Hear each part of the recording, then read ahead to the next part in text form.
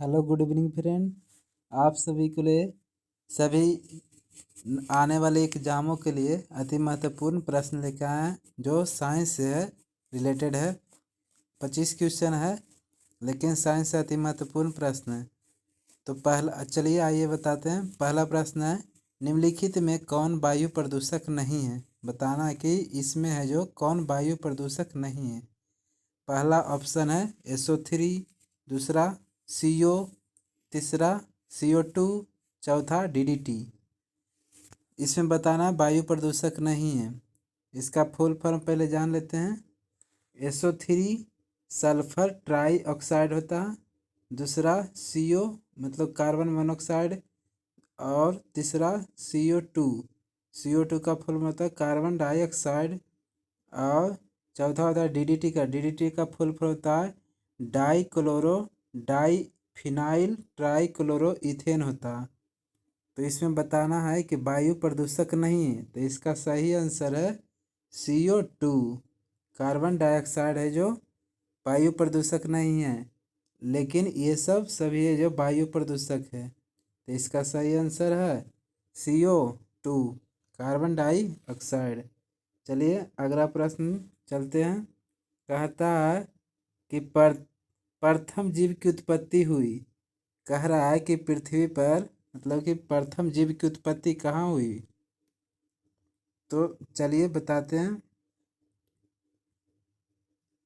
प्रथम जीव की उत्पत्ति पहला है पृथ्वी पर, दूसरा हवा में, तीसरा जल में, चौथा किसी अन्य ग्रह पर। इसका सही आंसर है C, यानी जल में। जी हाँ फ्रेंड, इसका सही आंसर है प्रथम जीव की उत्पत्ति जो जल में हुई, बैक्टीरिया से, यानी यही सबसे हुआ था जीव की उत्पत्ति। चलिए अगला प्रश्न बताते हैं। इसका सही आंसर है जल। अगला प्रश्न चलिए। जीव की उत्पत्ति जीव से होती है, सॉरी जीव लिखा गया, जीव से होती है, इस कथन को सत्यापन किया। कह रहा है कि जीव की उत्पत्ति जीव से होती है, यह किसने कहा था?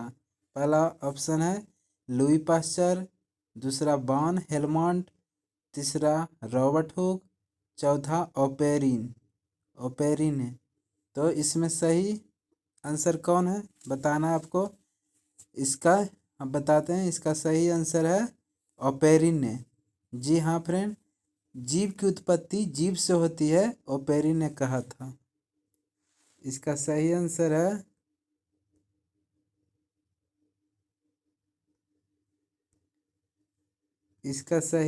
है ओपेरिन ने। अगला प्रश्न है,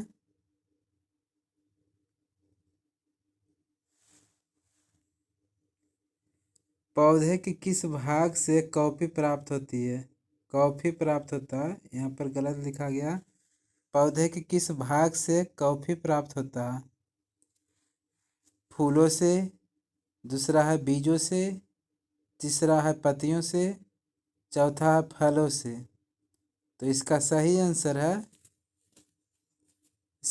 आंसर क्या हो सकता है आप बताइए। फूलों से, बीजों से, पत्तियों से, फलों से। इसका सही आंसर है बीजों से। जी हाँ फ्रेंड, ये सब कॉफ़ी उफी का जो होता है बीज से ही प्राप्त होता है, कि ना फूल से, ना पत्ती से, ना फलों से, ये सबसे यानी बीज से ही प्राप्त होता है कॉफ़ी।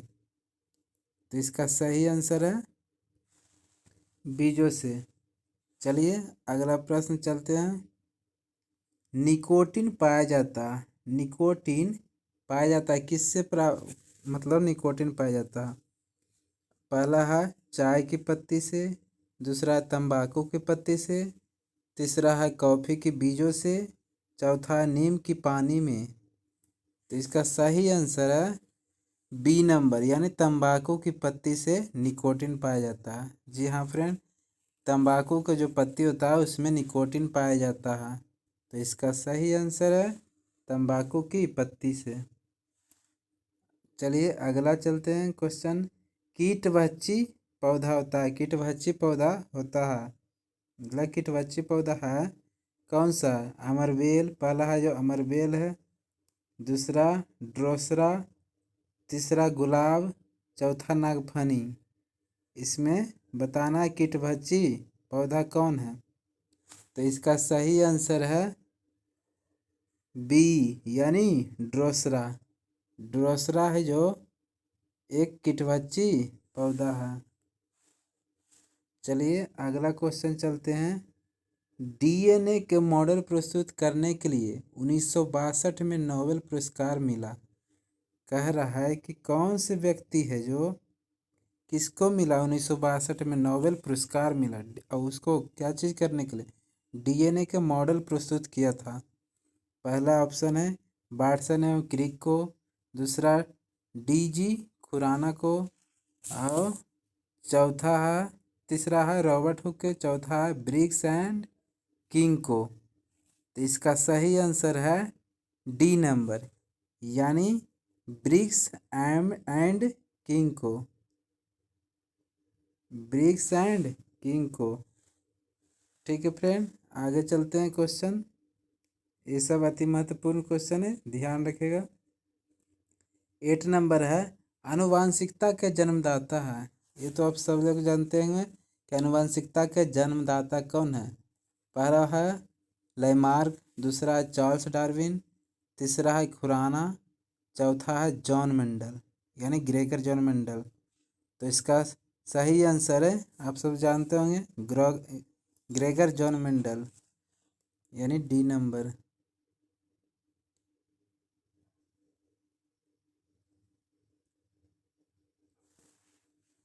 Gregor John Mendel. चलिए अगला प्रश्न बताते हैं। आलू क्या है।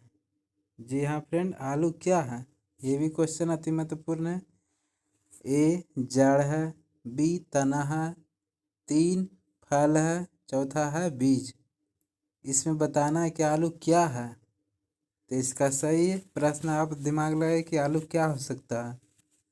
इसका सही आंसर है तना है। जी हाँ फ्रेंड, आलू एक तना है। तो इसका सही आंसर है तना, बी नंबर।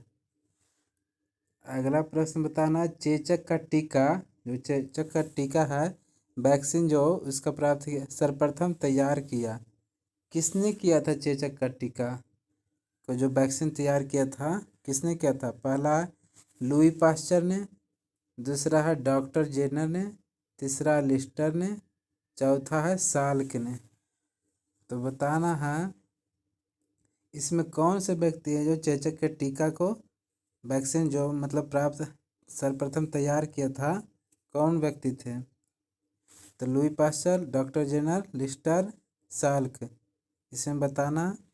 इसका सही आंसर है डॉक्टर एडवर्ड जेनर ने। जी हाँ फ्रेंड, ये बी नंबर है, डॉक्टर एडवर्ड जेनर ने किया था।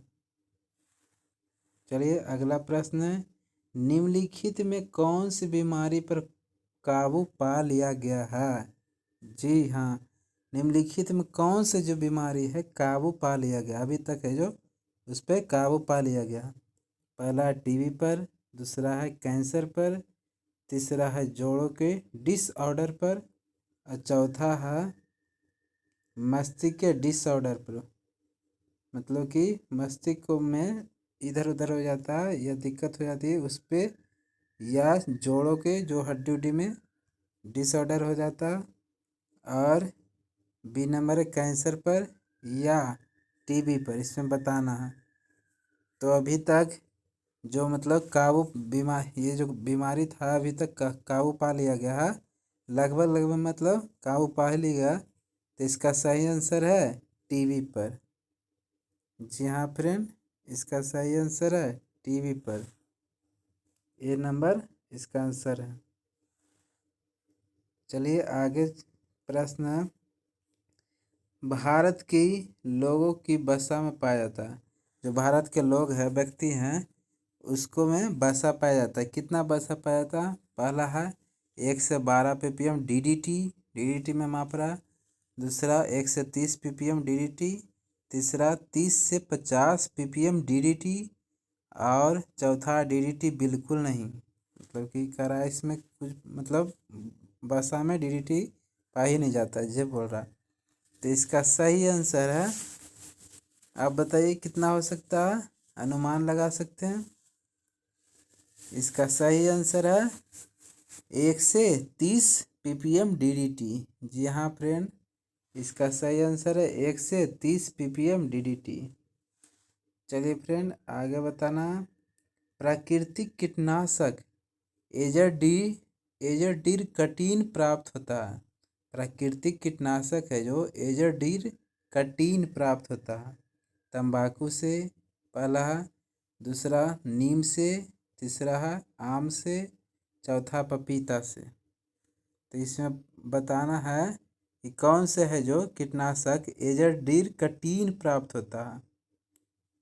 तो इसका सही आंसर है बी यानी नीम से। इसका सही आंसर है नीम से। अगला प्रश्न बताना है कि एंटीबायोटिक होती है। एंटीबायोटिक क्या चीज़ होता है, आप सभी जानते हैं कि एंटीबायोटिक एक दवा होती है। इसका सही आंसर है बी नंबर, दवा। अगला प्रश्न बताना, निम्नलिखित में कौन दूध को दही बनाता है। बताना है कि निम्नलिखित में कौन है जो दूध से दही बदल देता है। तो पहला है खमीर, दूसरा है लैक्टोबैसिलस, तीसरा है राइजोपस, चौथा है राइजोबियम। इसमें बताना है कि दूध को दही बना देता है। तो इसका सही आंसर है लैक्टोबैसिलस। जी हाँ फ्रेंड, इसका सही आंसर है लैक्टोबैसिलस। अगला बताना है इन्फ्लुएंजा H1N1 को अधिक प्रचलित रूप में जाना जाता है। इसका बताना है कि इन्फ्लुएंजा है जो H1N1 को अधिक प्रचलित रूप में जाना जाता है। तो इसको स्वाइन फ्लू के नाम से जाना जाता है। जी हाँ फ्रेंड, बताते हैं H1N1 जो स्वाइन फ्लू का। H5N1 है जो बर्ड फ्लू के नाम से जाना जाता है। यही अगर रहता कि H5N1 रहता तो बर्ड फ्लू के नाम से जाना जाता है H5N1, लेकिन यहाँ H1N1 है तो इसको स्वाइन फ्लू के नाम से जाना जाएगा। ठीक है फ्रेंड, आगे क्वेश्चन है रडार का आविष्कारक कौन था। रडार है जो उसका आविष्कारक कौन था। पहला रॉबर्ट वाटसन, दूसरा फ्लेमिंग, तीसरा बुशबॉल, चौथा ऑस्टिन।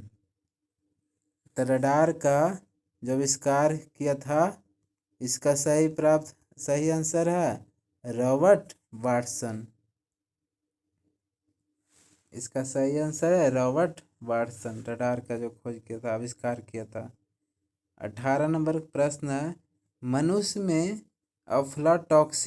अफ्लाटॉक्सिन खाद्य पदार्थ विषाक्तन द्वारा समानता कौन सा अंग प्रभावित होता है।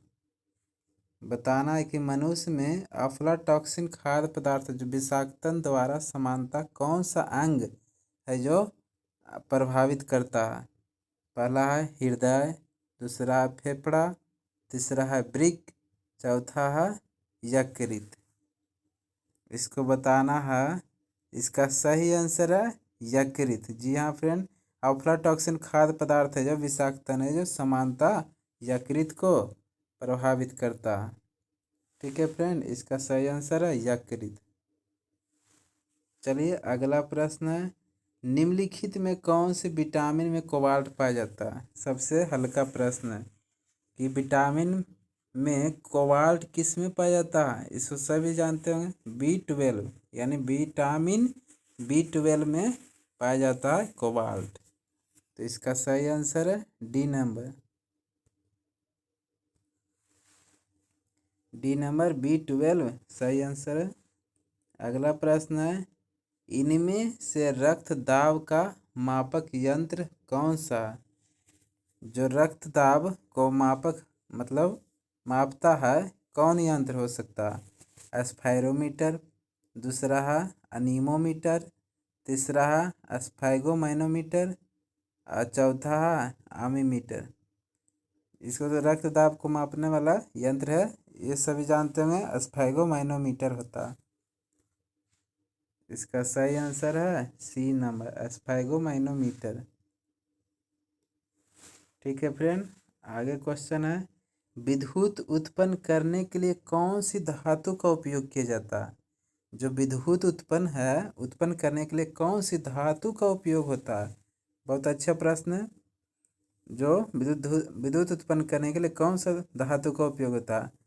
पहला है यूरेनियम, दूसरा है लोहा, तीसरा है तांबा, चौथा है एल्युमिनियम। ऑप्शन भी बहुत अच्छा। तो इसका सही आंसर है यूरेनियम। जी हाँ फ्रेंड, विद्युत उत्पन्न करने के लिए यूरेनियम का प्रयोग होता है। ये जान लीजिए, यूरेनियम का उपयोग होता है विद्युत उत्पन्न करने के लिए।